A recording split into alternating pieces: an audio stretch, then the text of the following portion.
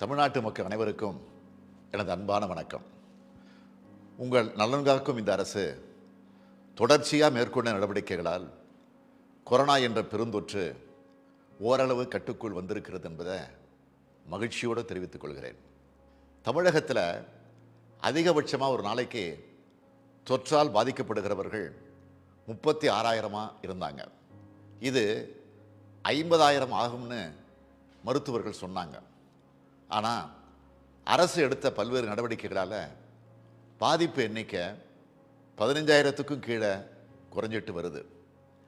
ஒவ்வொரு நாளும் தொற்றால் பாதிக்கப்படுறவங்க எண்ணிக்கை மிக விரைவாக குறைஞ்சிக்கிட்டே வருது. மருத்துவமனைகளில் படுக்கைகள் இல்லை, ஆக்சிஜன் வசதி கொண்ட படுக்கைகள் காலியாக இல்லைன்றது மாதிரியான நிலைமை இப்போ இல்லை. கட்டளை மையங்கிற வார் ரூமுக்கு உதவிகள் கேட்டு வர்ற தொலைபேசி அழைப்புகளும் குறைஞ்சிடுச்சு. தேவைப்படுறவங்களுக்கு உடனடியாக சிகிச்சை கிடைக்கிற நிலைமையை உங்களுக்கான இந்த அரசு உருவாக்கியிருக்கு. தமிழ்நாடு அரசு பல்வேறு முனைகளில் எடுத்த முயற்சிகளின் காரணமாகத்தான் 2 வார காலத்தில் அனைத்தும் கட்டுக்குள்ளே வந்துடுச்சு. ஒருத்தர்கிட்ட இருந்து இன்னொருத்தர்கிட்ட பரபர சங்கிலியை முதல்ல உடைச்சாக்கணும். அதுக்காகத்தான் மக்கள் நடமாட்டத்தை கட்டுப்படுத்த முழு ஊரடங்கை அறிவித்தோம். ஊரடங்கு கட்டுப்பாட்டை மக்கள் முறையாகவும் முழுமையாகவும் கடைபிடிச்சதுனால தான் இந்த அளவுக்கு கொரோனா பரவல் கட்டுக்குள் வந்திருக்கு. எனவே விதிமுறைகளை பின்பற்றி நடந்து கொண்ட நாட்டு மக்கள் அனைவருக்கும் எனது நெஞ்சார்ந்த நன்றியை தெரிவிச்சுக்கிறேன். ஊரடங்கை இன்னும் 1 வார காலத்துக்கு நீடிச்சு அறிவிங்கன்னு பொதுமக்கள்கிட்ட இருந்தே கோரிக்கை வந்துச்சு. அரசும் மக்களும் ஒரே மாதிரியாக சிந்திக்கிறது மட்டும் இல்லை, மக்களோட எண்ணங்களைத்தான் அரசு செயல்படுத்தி வருதுங்கிறத இதைவிட வேறு ஆதாரம் தேவையில்லை. என்னதான் அரசாங்கம் கட்டுப்பாடுகளை விதித்தாலும் அதை மக்கள் பின்பற்றினால்தான் முழு வெற்றி சாத்தியமாகும். விதிகளை மக்கள் பின்பற்றுவதால் தான் தொற்று பரவல் குறைஞ்சுது. அதே போன்ற எச்சரிக்கை உணர்வோடு மக்கள் தொடர்ந்து இருக்க வேண்டும்னு கேட்டுக்கொள்கிறேன். கொரோனா கட்டுக்குள் வந்துடுச்சுன்னு தான் சொன்னேனே தவிர முழுமையாக அதற்கு முற்றுப்புள்ளி வைக்கப்பட்டதுன்னு சொல்லலை. மக்கள் மிக மிக எச்சரிக்கையாக இருக்கணும். அரசாங்கம் எடுக்கிற நடவடிக்கைகளுக்கு ஒத்துழைப்பு கொடுக்கணும். அரசும் மக்களோட நெருக்கடியை உணர்ந்திருக்கிற காரணத்தினால தான் கொரோனா தொற்று குறைந்து வரும் மாவட்டங்களில் சில தளர்வுகளை கொடுத்துருக்குறோம், சில கட்டுப்பாடுகளை விதிச்சிருக்கிறோம். கொரோனா காலத்தில் பார்த்தீங்கன்னா எங்களோட வாழ்வாதாரமே இல்லாமல் நாங்கள் வீட்டில் இருந்தோம். அதனால் பார்த்தீங்கன்னா இப்போ மாண்புமிகு முதலமைச்சர் கடை வைக்கலாம் அப்படின்னு சொன்னதுனால கொரோனாவில் இருக்கிற விதிமுறையை கட்டுப்பட்டு நாங்கள் நல்லபடியாக கடை செயல்படுத்துகிறோம். மாண்புமிகு முதலமைச்சருக்கு நன்றி. தமிழக முதல்வருக்கு வணக்கம். கொரோனா காலத்தில் நாங்கள் இந்த லாக்டவுன் விட்டதை வாழ்வாதாரத்துக்கு ரொம்ப கஷ்டமாக இருந்தது. முதல்வர் அவர்கள் தலைவர்கள் அறிவித்த பிரகாரம் சமூக இடைவெளியெல்லாம் கடைபிடித்து முகக்கவசம் அணிந்து தொழில் புரிவதற்கு நன்மையை ஏற்படுத்தி கொடுத்த தமிழக முதல்வருக்கு நன்றி. இவங்க சொன்னது போல் இவங்களோட வாழ்வாதாரம் பாதிக்கப்படக்கூடாது என்பதிலும் அரசு கண்ணும் கருத்துமாக இருக்குது.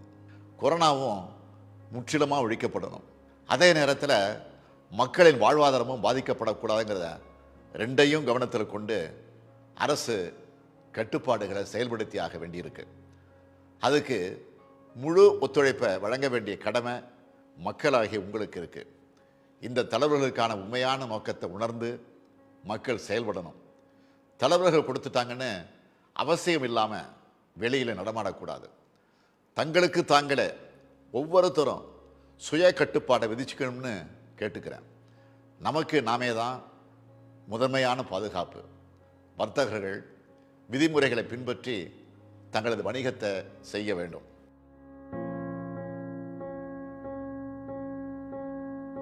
வணக்கம், ராஜாராணி டெக்ஸ்டைல் உரிமையாளர் பேசுகிறேன். நான் மற்ற கடைங்க மாதிரி எங்கள் கடைங்களும் கொஞ்சம் தளர்வுகள் கொடுத்தீங்கன்னா நல்லாயிருக்கும். தமிழக அரசு விதிமுறை என்ன சொல்கிறாங்களோ அந்த விதிமுறையை கண்டிப்பாக நாங்கள் ஃபாலோ பண்ணுவோம்.